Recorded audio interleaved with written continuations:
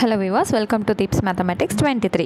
So இந்த வீடியோவில் GS அதாவது Group 4 and Group 2க்கு தேவையான ஜெனரல் ஸ்டடீஸில் ஹிஸ்ட்ரி அப்படிங்கிற யூனிட் இருக்குது இல்லைங்களா, அதில் தேவைப்படக்கூடிய ஒரு பாடம் தான் நம்ம பார்க்க போகிறோம். ஸோ இது வந்து ரொம்ப முக்கியமாக யூனிட் 8ல் வந்து நமக்கு அதிகமாக வந்து தேவைப்படும். ஓகேங்களா.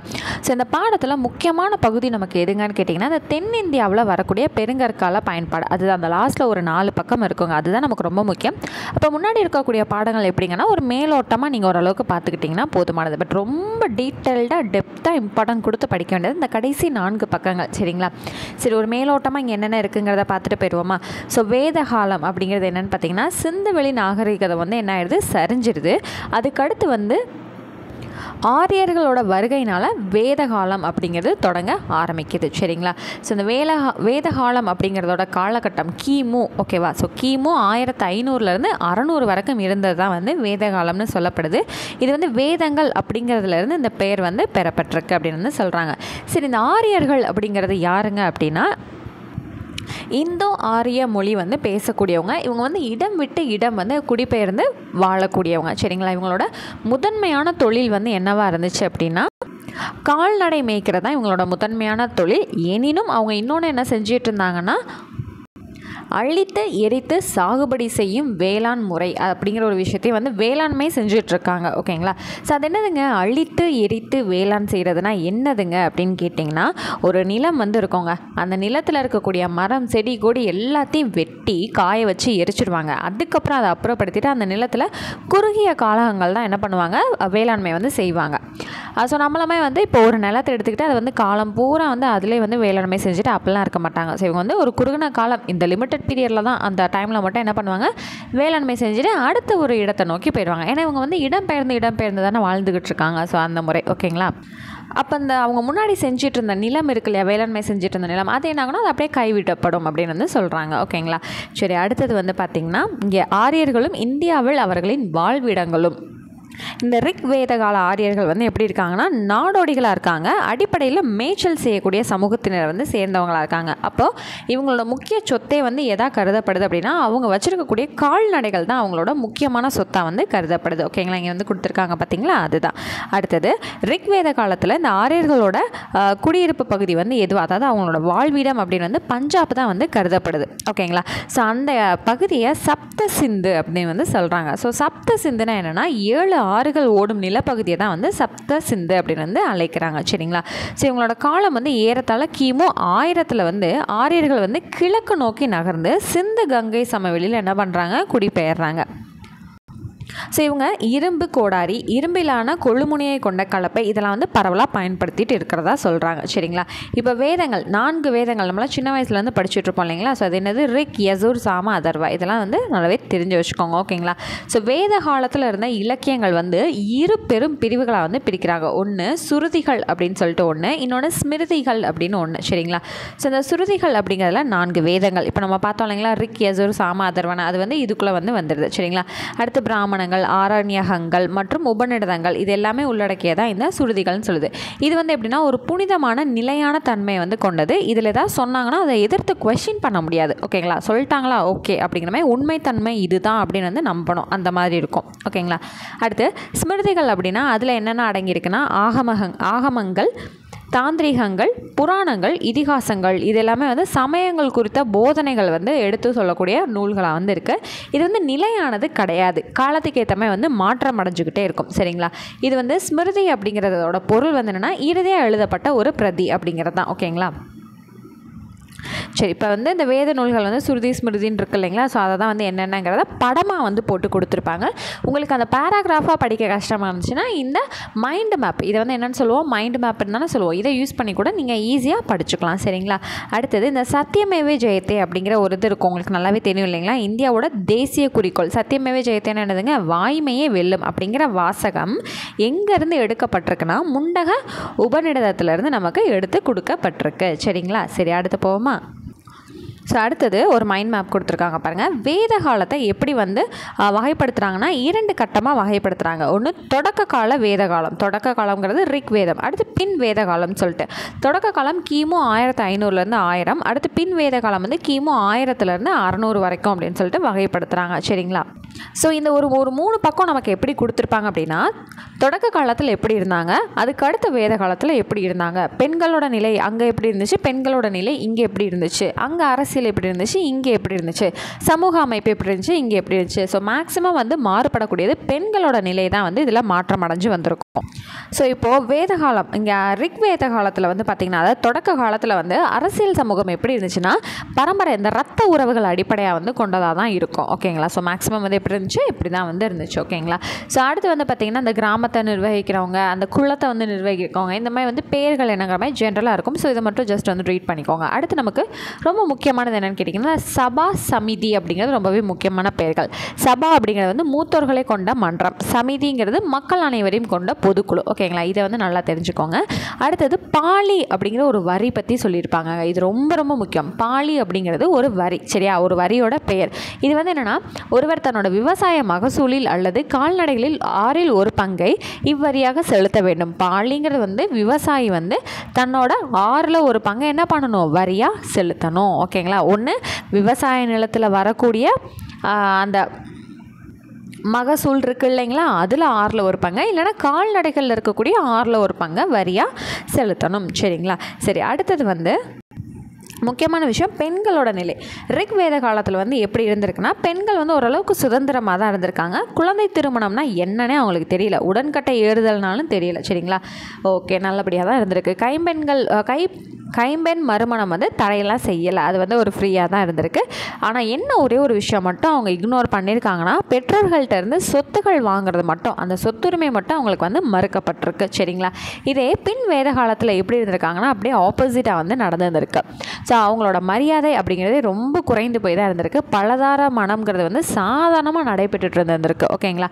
அடுத்தது கைம்பெண் மறுமணம்ங்கிறது ஊக்கம் அளிக்கப்படலை. பெண்களுக்கு முக்கியமாக கல்வி வந்து மறுக்கப்பட்டிருக்கு. சரிங்களா.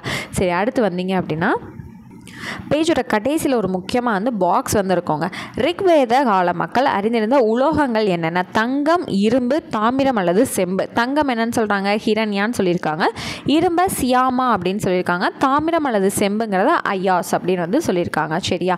சரி, இப்போ அடுத்து வந்து பார்த்தீங்க அப்படின்னா, இங்கே வந்து பாருங்களேன், 4 ஆசிரமங்கள் வயதின் அடிப்படையில் மாணவ பருவம், திருமண வாழ்க்கை, காடுகளுக்கு சென்று தவம் செய்தல், வீடு பேர் அடைவதற்காக துறவற வாழ்க்கை மேற்கொள்ளல். ஸோ மாணவ பருவம் வந்து பிரம்மச்சரியம், அடுத்து கிரகஸ்தம், அது வந்து என்னது, திருமண வாழ்க்கை. அடுத்து வனப்பிரஸ்தம்ங்கிறது என்னது, காடுகளுக்கு சென்று தவம் செய்தல். அடுத்து சந்நியாசம்ங்கிறது வீடு பேர் அடைவதற்கு துறவுற வாழ்க்கை மேற்கொள்ளுதல். ஓகேங்களா. ஸோ இது எல்லாமே எதை பேஸ் பண்ணது, வட இந்தியாவில் வேதகால பண்பாடு அப்படிங்கிறத பேஸ் பண்ணது. இப்போ நம்ம என்ன பார்க்க போகிறோம், தென்னிந்தியாவை பற்றி நம்ம பார்க்க போகிறோம். ஓகேங்களா. ஸோ இதில் ஒரு முக்கியமான பாயிண்ட்ஸ், ஒரு 2-3 பாயிண்ட்ஸ் இருக்குது. இதை பார்த்துட்டு அடுத்து வந்து இந்த டாப்பிக்குள்ளே நம்ம போயிடலாம். மக்கள் வந்து செம்பையும் கல்லையும் ஒரே காலகட்டத்தில் பயன்படுத்தினால இது செம்பு காலகட்டம் அப்படின்னு சொல்லப்படுது. சரிங்களா. சரி, அடுத்து வந்து பார்த்திங்கன்னா, செம்புகால பண்பாடு இங்கே இருக்குது பாருங்கள். செம்புகால பண்பாடு முதிர்ந்த நிலை ஹரப்பா பண்பாட்டின் சமகால பண்பாடு. சரிங்களா. ஹரப்பாவோட சமகால பண்பாடு என்னது, செம்புகால பண்பாடு. ஓகேவா. சரி, அடுத்தது அதாவது ஹரப்பாவோட முதிர்ந்த நிலை. ஓகேங்களா. அடுத்து வட இந்தியாவில் பின் வேதகால பண்பாடு நடந்துட்டு இருந்த டைமில் தென்னிந்தியாவில் என்ன நடந்துட்டுருக்கு, இரும்பு காலம் வந்து நடந்துட்டுருக்கு. அப்போ இது அங்கே நடந்துட்டு இருந்த டைமில் இது இங்கே நடக்கிறனால இது ரெண்டுமே என்னது, சமகாலம், ஒரே டைமில் நடந்துட்டு இருந்திருக்கு. அங்கே பின் வேத காலம்னா இங்கே இரும்பு காலம் வந்து நடந்துட்டுருக்கு அப்படின்னு வந்து சொல்கிறாங்க. ஓகேங்களா. சில காலங்கள் வந்து கொடுத்துருக்காங்க, அதை வந்து படித்து வச்சுக்கோங்க.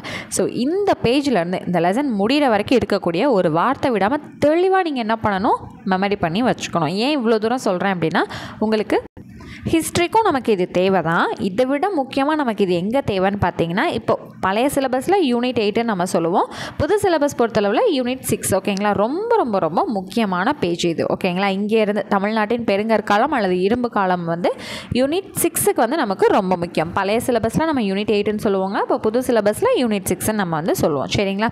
சரி, ஹெட்டிங் என்னது, தமிழ்நாட்டின் பெருங்கற்காலம் அல்லது இரும்பு காலம் அப்படின்னு சொல்லியிருக்காங்களா. சரிங்க, வந்து பாருங்களேன், இறந்தவர்களை புதைத்த இடங்களை பலகைகளை கொண்டு மூடியதால் இக்காலம் பெருங்கற்காலம் என அழைக்கப்பட்டது. சரிங்களா. ஸோ புதைக்கிறது எரிக்கிறதுங்கிற வழக்கங்கள்லாம் இருந்துச்சு. ஸோ இப்போ இங்கே என்ன சொல்லியிருக்காங்கன்னா, இறந்தவங்களை வந்து புதைக்கும்போது புதைச்சதுக்கப்புறம் அதுக்கு மேலே கல் பலகைகள்லாம் இருக்குது இல்லைங்களா, அதெல்லாம் வச்சு மூடி கொஞ்சம் இப்போ செங்குத்தாக வந்து வைக்கிறதோ இல்லை அந்த பலகையை போட்டு அப்படியே மூடுறதோ இந்த மாதிரி விஷயங்கள்லாம் நடைபெற்றதுனால இது என்னன்னு சொல்கிறாங்க, பெருங்கற்காலம்னு அழைக்கப்படுது அப்படின்னு வந்து சொல்கிறாங்க.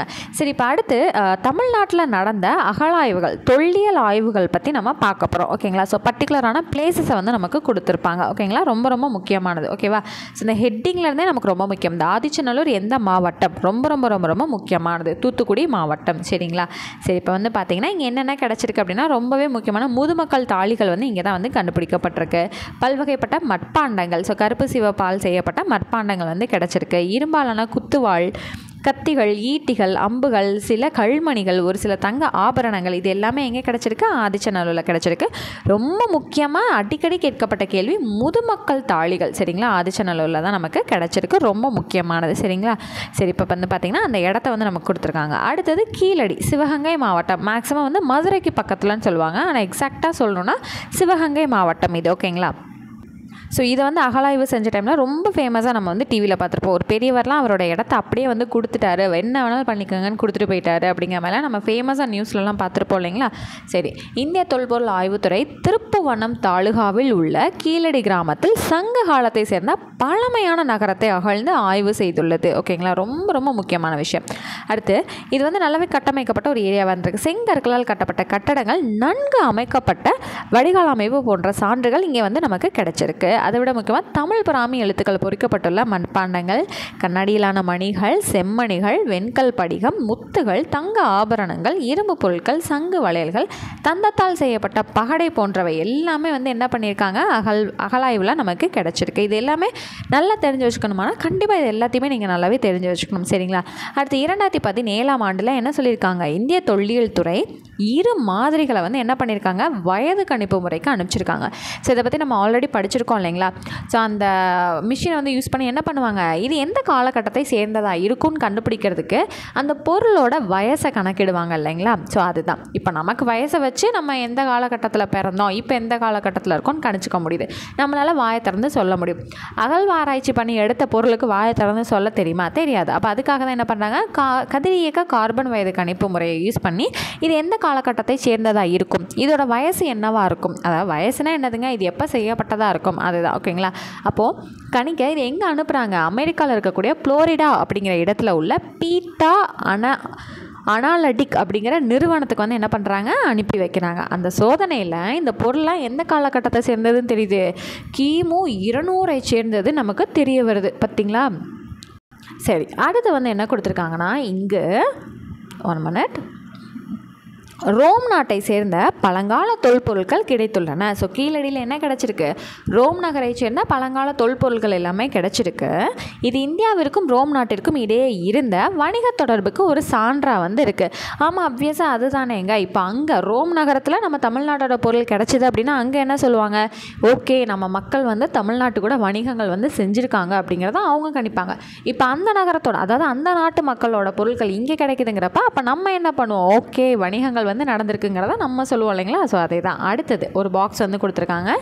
தீபகற்ப இந்தியாவிலிருந்து ரோம் நாட்டிற்கு எஃகு ஏற்றுமதி செய்யப்பட்டது. ஓகே, நம்மக்கிட்ட இருந்து என்ன போயிருக்கு, ரோமுக்கு வந்து எஃகு வந்து ஏற்றுமதி செய்யப்பட்டிருக்கு. அடுத்தது இது குறித்து அலெக்சாண்ட்ரியா துறைமுகத்தில், இது அலெக்சாண்ட்ரியாங்கிறது வந்து ஒரு துறைமுகம். சரிங்களா, போர்ட்டு. இதில் வந்து இதுக்கு வரி வந்து விதிக்கப்பட்டிருக்கு. அதுக்கு அதை பற்றின குறிப்பு எதில் வந்து குறிக்கப்பட்டிருக்கு அப்படின்னா பெரிப்ளஸில் அப்படிங்கிறதுல வந்து குறிக்கப்பட்டிருக்கு. சரிங்களா. சரி, அடுத்து வந்து பார்த்திங்கன்னா இது அவ்வளோ கீழடிங்கிறதோட அடுத்து எக்ஸ்ட்ரா டேட்டாஸோட இது முடிஞ்சிருச்சு. அடுத்து திண்டுக்கல் மாவட்டம். ஓகேங்களா. ஸோ திண்டுக்கல் மாவட்டத்தில் பொருந்தல் அப்படிங்கிற இடத்துல என்னென்ன பொருட்கள் வந்து கிடைச்சிருக்கு அப்படின்னு வந்து பார்த்திங்கன்னா புதைகுழி பொருட்கள், கண்ணாடி மணிகள். அந்த கண்ணாடி மணிகள் என்னென்ன கலரில் கிடச்சிருக்கு, வெள்ளை, சிகப்பு, மஞ்சள், நீலம் மற்றும் பச்சை. இந்த கலர் முதற்கொண்டு நீங்கள் என்ன பண்ணணும், படித்து வச்சுக்கணும். ஓகேங்களா. ஸோ என்ன பண்ணலாம், ஆட் ஒன் அவுட், கலர் வந்து வேறு ஏதாவது கொடுத்து கூட நீ கண்டுபிடி, எது தப்புன்னு கண்டுபிடின்னு கேட்கலாம் நமக்கு. ஓகேங்களா. சரி, அடுத்து வந்து இரும்பு வாள்களுக்கு வந்து கிடச்சிருக்கு. தமிழ் பிராமி எழுத்துக்களில் பொறிக்கப்பட்ட மட்பாண்டங்கள் இங்கேயும் கிடச்சிருக்கு. அரிசி நிரப்பப்பட்ட மட்பாண்டங்கள் கிடச்சிருக்கு. ஓரளவு அரிதான கற்களான படிகக்கல், சிவப்பு நிற மணிக்கற்கள், சங்கு மற்றும் கண்ணாடி வளையல்கள். ஸோ இதெல்லாம் படிக்கும்போது சிந்துவெளியில் படித்த மாதிரியே இருக்குது இல்லையா. ஸோ அடுத்து என்ன கிடச்சிருக்கு, இரும்பிலான கதிர் அறுக்கும் அருவாள் கிடச்சிருக்கு. ஈட்டி, கொழுமுனைகள் ஆகியவை தமிழக மக்கள் நெல் விளைவதற்கு சான்றுகளாய் உள்ளன. சரி, அடுத்தது வந்து இங்கு கிடைத்துள்ள அரிசி நிரம்பிய பானை மக்களின் முக்கிய உணவாக அரிசி இருந்தது என்பதை தெரிய மெய்ப்பிக்கிறது. ஸோ அரிசியோடு கிடச்ச அந்த பானைனால என்ன பண்ணுறாங்க, அரிசி தான் வந்து முக்கியமான ஒரு சாப்பாட்டு உணவாக இருந்திருக்கு அப்படிங்கிறத சொல்ல வராங்க. அவ்வளோதான். அடுத்து வேலூர் மாவட்டத்தில் இருக்க பையம்பள்ளிங்கிற இடத்துல மேற்கொள்ளப்பட்ட அகழ்வாராய்ச்சியில் என்னென்ன கிடச்சிருக்குன்னு பார்ப்போமா. ஸோ மேக்ஸிமம் எல்லா இடத்துலையும் கிடச்சதான். இரும்பினால் செய்யப்பட்ட தொல்பொருட்களோடு பெருங்கற்காலத்து கருப்பு மற்றும் சிவப்பு மட்பாண்டங்கள் கிடைத்துள்ளன. பையம்பள்ளியில் இரும்பு உருவாக்கப்பட்டதற்கான சான்றுகள் கிடைத்திருக்கு அப்படின்னு வந்து சொல்கிறாங்க. அடுத்தது ரேடியோ கார்பன் முறையில் இப்பண்பாட்டின் காலம். ஸோ இந்த வயது கணிப்பு முறையில் இவங்க இது என்ன காலம் கண்டுபிடிச்சிருக்காங்க, கிமு 1000 அப்படின்னு வந்து கண்டுபிடிச்சி சொல்லியிருக்காங்க. ஓகேங்களா. சரி, அடுத்து வந்தீங்கன்னா ஈரோடு மாவட்டத்தில் இருக்கக்கூடிய கொடுமணல். ஸோ இந்த கொடுமணல்ங்கிற பேர் வந்து எந்த நூலில், சங்ககால நூலில் பதிற்றுப்பத்தில் வந்து இடம்பெற்றிருக்கு. ஸோ அங்கே இடம்பெற்றிருக்க ஊர் தான் இது அப்படிங்கிறத வந்து இவங்க எடுத்து சொல்கிறாங்க. ஓகேங்களா. ஸோ இங்கே என்னென்ன கிடச்சிருக்குங்கிறத ஜஸ்ட் வந்து ரீட் பண்ணி பாருங்கள். அடுத்தது தமிழ்நாட்டில் பெருங்கற்கால நினைவு சின்னங்கள். ஸோ இப்போ இங்கே பாருங்களேன், ஃபஸ்ட்டு வந்து முதுமக்கள் தாலி பற்றி கொடுத்துருக்காங்க. ஸோ ஓகேங்க, நீங்கள் முன்னாடியே சொன்னீங்க தூத்துக்குடி மாவட்டத்தில் இருக்க ஆதிச்சநல்லூரில் முதுமக்கள் தாலி இது ரொம்ப ரொம்ப முக்கியம்னு சொன்னீங்க. அப்படின்னா என்னன்னு எங்கே தெரியுங்கிறவங்க சில பேர் இருப்பாங்க, அப்படின்னா என்னன்னே தெரியாதுங்கன்றவங்களும் சில பேர் இருப்பாங்க. ஸோ ஒன்றுமே இல்லை, அந்த காலத்தில் இறந்துட்டாங்க அப்படின்னா இந்த பாருங்களேன் மண்பானை இருக்கு இல்லைங்களா, பெருசாக செஞ்சு என்ன பண்ணுவாங்க, இறந்தவங்கள அப்படியே உள்ளுக்குள்ளே வச்சு அவங்களுக்கு பிடிச்ச பொருட்கள் எல்லாத்தையுமே வச்சு என்ன பண்ணிடுவாங்க, அப்படியே மூடிடுவாங்க. சரிங்களா. ஸோ இப்போது ஃபார் எக்ஸாம்பிளுக்கு வந்து சொல்லணுன்னா, விஜயகாந்த் அவர்கள் நடித்த ஒரு படம், விஜயகாந்த், சிம்ரன் அவங்களாம் நடிச்சிருப்பாங்க. ஒரு வீடு வந்து பார்த்திங்கன்னா இடிஞ்சு அப்படியே தீ பிடிச்சி என்ன பண்ணிடுவாங்க, விஜயகாந்தோட ஒய்ஃபான சிம்ரனும் அவங்க குழந்தையும் அப்படியே எரிஞ்ச நிலையில் அப்படியே வந்து இருப்பாங்க. லைட்டாக அவர் போய் தொட்டோன்னே அப்படியே வந்து அந்த சாம்பல்லாம் என்ன ஆயிரும், கீழே உதிர்ந்துடும் இல்லையா. ஸோ அந்த மாதிரி இந்த முதுமக்கள் தாலிலாம் கண்டுபிடிச்சப்ப அவங்க அதை திறந்து பார்க்கும்போது அந்த மாதிரி தான் சாம்பல் மாதிரி தான் இருந்துச்சு. அதில் தொட்டு பார்க்கும்போது அப்படியே வந்து அப்படியே கீழே காற்று அப்படியே கீழே விழுந்துருச்சு. அந்த மாதிரிலாம் வந்து நிறைய நியூஸ் எல்லாமே வந்திருக்கு. ஓகேங்களா. அப்போ என்ன பண்ணுவாங்க, அப்படியே இறந்தவங்களும் அப்படியே உள்ளுக்குள்ளே உட்கார வச்சுருவாங்க, அப்படியே மூடி வச்சு அப்படியே புதைச்சிருவாங்க. அவ்வளோதான். இந்த மாதிரி விஷயங்கள் தான் நிறையா வந்து அங்கே எடுத்து வந்திருக்காங்க. சரிங்களா. அடுத்தது கற்திட்டைகள். ஸோ இப்போ இதுலேருந்து மேக்ஸிமம் இந்த பாக்ஸ் ஃபுல்லாக நம்ம என்ன பார்க்க போகிறோம்னா, இறந்தவங்களுக்கு மேலே கல் வச்சது, இறந்தவங்கள பானைக்குள்ளே வச்சு புதைச்சது, இந்த மாதிரி விஷயங்கள்லாம். கற்திட்டைகள்ங்கிறப்ப இந்த இடத்த நல்லா பாருங்களேன், இது கடியில் வந்து அந்த இறந்தவங்களை புதைச்சிட்டு அதுக்கு சைடில் 2 பக்கம் கல் வச்சு அதுக்கு மேலே என்ன பண்ணுறாங்க, கல் வச்சு மூடிடுறாங்க. ஸோ இதை தான் வந்து உள்ளுக்குள்ளே வந்து கொடுத்துருப்பாங்க. இது எந்தெந்த மாவட்டங்களில் காணப்பட்டுச்சு அப்படின்னா, வீரராகவபுரம் அப்படிங்கிற ஏரியா காஞ்சிபுரம் மாவட்டத்தில், கும்மாள மருதுப்பட்டி நல்லா இருக்குது திண்டுக்கல் மாவட்டம், அடுத்து நரசிங்கம்பட்டி மதுரை மாவட்டம், இந்த இடங்கள் எல்லாமே இது வந்து காணப்பட்டிருக்கு. இறந்தவர்களை புதைத்த இடத்தில் இருபுறமும் 2 கற்பலகைகளை செங்குத்தாக நடப்பட்டு, ஸோ செங்குத்தாக நட்டுட்டாங்களா, அதுக்கு மேலே என்ன பண்ணுறாங்க, இன்னொரு கற்பலகைகளை படுத்த வாக்கில் வச்சுருக்காங்க. ஓகேங்களா. ஸோ இந்த மாதிரி வச்சுருக்காங்க. ஸோ ஏன் வச்சாங்கன்னு தெரில. ஓகே, இங்கே நமக்கு படத்தில் கொடுத்துருக்கிற இடம் வந்து பாண்டவன் திட்டு தர்மபுரி. ஓகேங்களா. ஸோ இது கூட படிக்கும்போது இதையும் நீங்கள் சேர்த்துக்கணும். ஓகேங்களா. அடுத்தது நினைவு கற்கள்னு வந்து சொல்கிறாங்க. ஸோ இது வந்து பாருங்கள், செங்குத்தாக ஒரே ஒரு கல் மட்டும் நிற்கிது. சரி, ஓகே, அடையாளத்துக்காக வைக்கிறாங்க போல். சரி, பிரிட்டானியா மொழியில் மென் அப்படின்னா கல், கிர் அப்படின்னா நீளமான அப்படிங்கிற பொருள் வந்து தருதான். சரிங்களா. அடுத்தது அதாவது எதுக்கு சொல்கிறாங்கன்னா, இந்த மென்ஹிர் அப்படின்னு இருக்கு இல்லைங்களா, நினைவு கற்கள் மென்ஹிர், அதில் மென் வந்து கல்லுன்னும் கிர்னா நீளமான அப்படின்னு சொல்லப்படுது. அதாவது நீளமான கல் வச்சுருக்காங்க அப்படின்னு வந்து சொல்லப்படுது. ஒரே கல்லிலான இத்தூண்கள் இறந்தோரின் நினைவாக செங்குத்தாக நடப்படும் அப்படின்னு வந்து சொல்லியிருக்காங்க. இது வந்து எங்கெங்கே காணப்படுது, திருப்பூர் மாவட்டம் சிங்கரிபாளையம், தேனி மாவட்டம் வெம்பூர் ஆகிய இடங்களில் இவ்வாறான நினைவு தூண்கள் உள்ளன.